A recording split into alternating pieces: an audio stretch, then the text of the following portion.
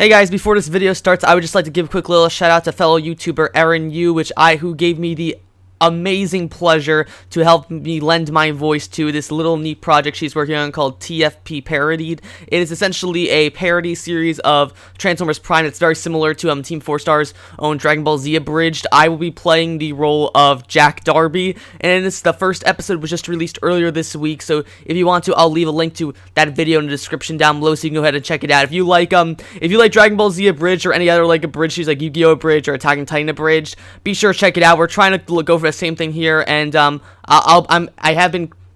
will be doing assistant writing on the rest of the series. Erin Yu, along with some small help, wrote this first episode, but I'll be trying to help write the future of this series. So I'm really excited to see where this goes, and I'll see you guys in the video.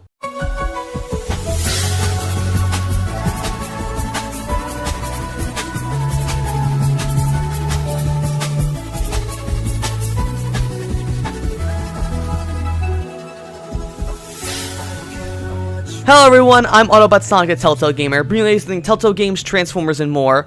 So first off, I would like to apologize for the rather sudden hiatus my channel took. I was just going this past week has been very stressful to me. I've had this week I've been my midterms in college. They have been very stressful, not so much of personal things, but it's back to the time where I finally have time to sit down and properly make a YouTube video. So I'll be sure to get back to all your regularly scheduled uploads for this week and so on, unless anything else changes.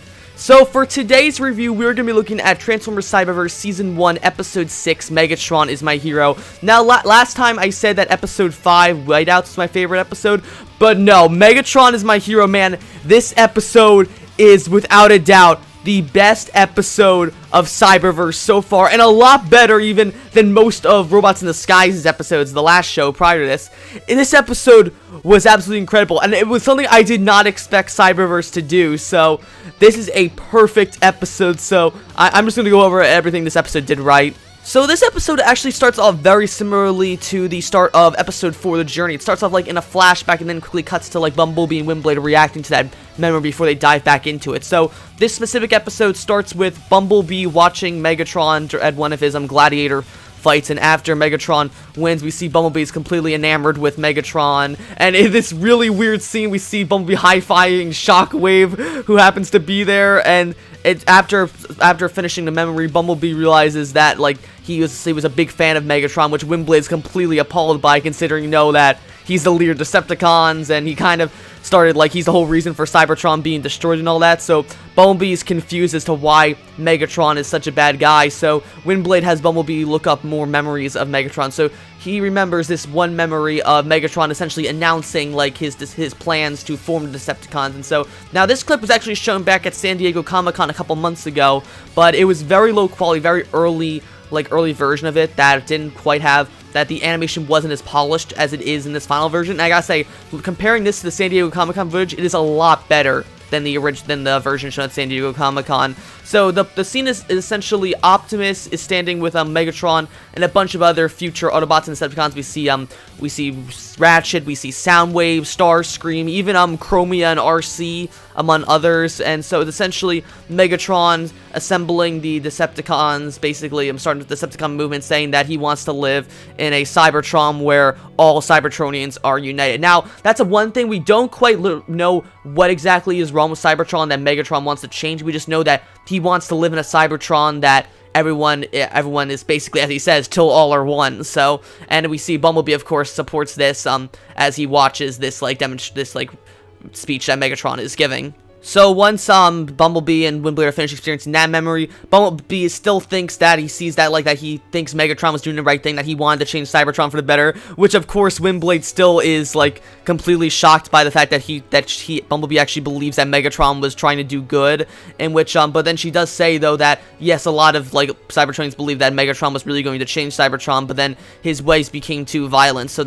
she has Bumblebee look up another memory. This time it's of him and Optimus going to Megatron's lair to go talk to him in attempts to perhaps change his mind. And so after a quick little scene that has Optimus battling a bunch of Seekers to get inside the base, we see Bumblebee and Optimus exploring through the base to find Megatron, and along their way they pass a bunch of other Decepticons. We see Shadow Striker again, who we last saw in Allspark for like all of 5 seconds. Again, she only just shows up for like 2 seconds. We also see Shockwave again, this time working on what some weird two-headed mutant seeker thing. Then it's very subtle nod, but it seems to be a lot. It shows a lot of what Cyberverse is planning for with their version of Shockwave. And they're trying to, looks like they're going for the same route as Transformers Prime did with Shockwave, into making him like this deranged scientist, even more so like than Wheeljack in this, and that he's like not above like taking like other Cybertronians and like mutating them for his own like, or the Decepticon efforts and such like that. So after they pass Shockwave, Bumblebee and Optimus run into Starscream, who takes them to Megatron, and so it's at this point that Optimus tries to convince Megatron to stop what he's doing, and I think that tries to persuade him into finding a more peaceful way to get all Cybertron united together. But Megatron insists that the only way to do it is through war, and so he threatens Optimus, saying that he'll go to war with Optimus if he doesn't stand with him, which of course Optimus doesn't agree with. So at that point, Megatron then asks Bumblebee the same thing, but it seems as though Bumblebee has already made up his mind and is ready to join the Autobots. And I should point out this time that in this flashback, Bumblebee does not yet have his Autobots insignia, and so this is essentially basically how the Autobots were formed, with Optimus and Bumblebee starting the Autobots soon after this. I should also point out one little interesting thing that happens between Starscream and Bumblebee and Optimus on the way to meeting Megatron. It's that when Starscream sees Optimus and Bumblebee, he refers to Optimus as the file clerk. Now it's like a small little throwaway line, but this is actually a reference to Optimus's appearance in the Transformers Prime and Robots in the Sky in the Aligned continuity, in which Optimus, before becoming Optimus Prime, when he was still Ryan Pax, he was a data clerk for Iacon. So it's nice that we get a nice little like callback to Optimus's like old life as Orion Pax in Transformers Prime, and the fact that this may still be like that. Yeah, while we have yet to see this will happen because we haven't seen Optimus's full backstory yet in the Cyberverse continuity. Maybe it seems to be implying that before becoming Optimus, back when he was still Orion Pax, he was once again a file clerk, just like he was in the Alliance continuity. Once that's over, Bumblebee finally realizes like why Windblade was talking about why people didn't like Megatron and why like Bumblebee and Windblade are against them, and then Windblade says that she still couldn't believe that Bumblebee actually was an error by Megatron after what he did to him. Like she starts to say something, but then she cuts herself off. Bumblebee tries to ask her what she was trying to say, but she just rejects it. But of course Bumblebee still wants to know more, so he tries to look up more memories of Megatron despite Windblade's pleas, so until he finds another memory, which I believe is something I never expected Cyberverse to do. So and in this flashback, Bumblebee is on a scouting mission trying to intercept a message between Shockwave and Megatron, in which Megatron is apparently having Shockwave look for the Allspark. As we saw, this would probably lead into what we saw in episode 3, of which Optimus, Windblade, and Bumblebee were battling Starscream, Soundwave, and Megatron to get the Allspark. And so at this point where Bumblebee accidentally gets caught by Shockwave and has to try to escape, he almost gets away, but it's not before Soundwave knocks him back with a Soundwave and knocks him unconscious. And we saw this a shot of this in the original trailer for Cyberverse that I said I thought this is where Bumblebee lost his voice.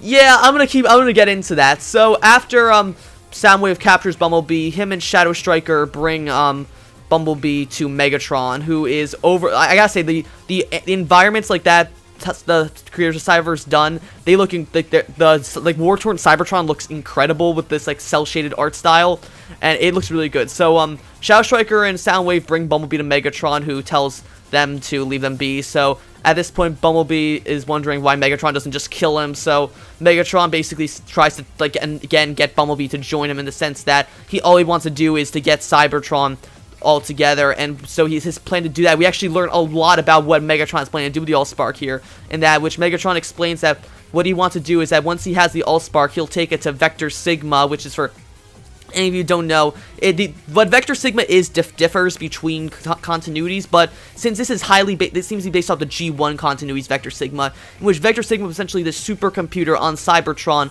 that was capable of creating essentially new Transformers. So and it could only be activated with the key to Vector Sigma. That was in G1, but in Cyberverse appears to be the Allspark that can do this. So what Megatron wants to do is that he wants to use the Allspark to take control of Vector Sigma so he can create a brand new generation of Cybertronians that will follow him and create the unified Cybertron that he always envisioned. And of course, Bumblebee is completely appalled by this and refuses to join Megatron, tells him that he's going to tell Optimus everything. But then we have probably the most shocking, darkest thing. I did not expect Cyberverse to do this, in which Megatron rips out Bumblebee's voice box. Now, well, of course, we don't actually see this happening, but you can. I gotta give shouts to Jeremy Levy here as Bumblebee, and as you can, like, we don't actually see it. We see like Megatron like closing in on Bumblebee, like getting ready to choke him out or something like that, and like all you can hear is just Bumblebee screaming, like as like his voice glitches out. And just imagining like Megatron ripping out Bumblebee's voice box, like I actually got shivers listening to that. It was, shout out to Jeremy Levy again for like making that so believable. And it's just like, again, like it's of course being Cyberverse, I was making fun of, like I wasn't making fun of, I was like kind of like giving Cyberverse bad rep, like for how an Allspark didn't really show that much violence. But like this, again, it works too well because yeah, we're not directly seeing Megatron rip off Bumblebee's voice box. It's only implied and happens off screen. But it happens off screen. But man, it works so well, and I gotta give props. That is perhaps like probably the most powerful moment in Cyberverse, and maybe even across all of Robots in Disguise so far. I absolutely love this moment. And then after that, it ends with that's how the memory ends, which Bumblebee realizes that the reason why he lost his voice box is because Megatron ripped it out. So Windblade tries like to console Bumblebee in that she didn't want him to relive that memory, but Bumblebee assures him that just because he lost, he's not any less the same Autobot he was before losing his voice box. So, and that's where the episode ends. And so, that was my review of Transformers Cyberverse Season 1, Episode 6, Megatron is My Hero. If I had to rate this episode, I would give it definitely a 10 out of 10. Easily the best episode of Cyberverse so far. It had great story. We had, like, our most, like, plot throughout this entire series so far. We got, like, perhaps one of the darkest moments since, like, Transformers Prime in Transformers history. Like, Robots in Disguise maybe had, like, one dark moment or something. Like, I can't really think of, like, super dark moments, but this is perhaps, like, the darkest that Transformers gotten since Transformers Prime, and I gotta applaud the makers of, like, Boulder Media, Hasbro Studios, for doing this. It was such a, like, a risky move to do, like, in a kids cartoon, especially, like, a 10-minute kids cartoon, like, where we normally associate stuff like this, like the Teen Titans Go, or, like, the Ben 10 reboot.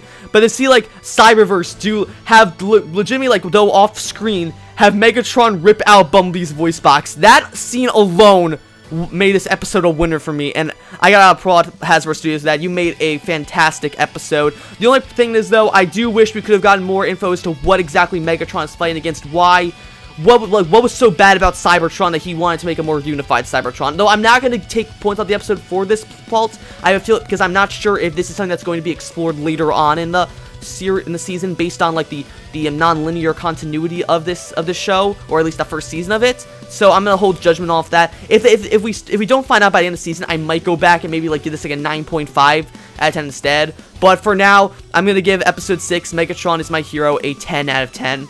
So that's it for this review. I'll be back soon with episode 7 Cube. If you like this review, be sure to like, comment, subscribe, and I will see you guys later.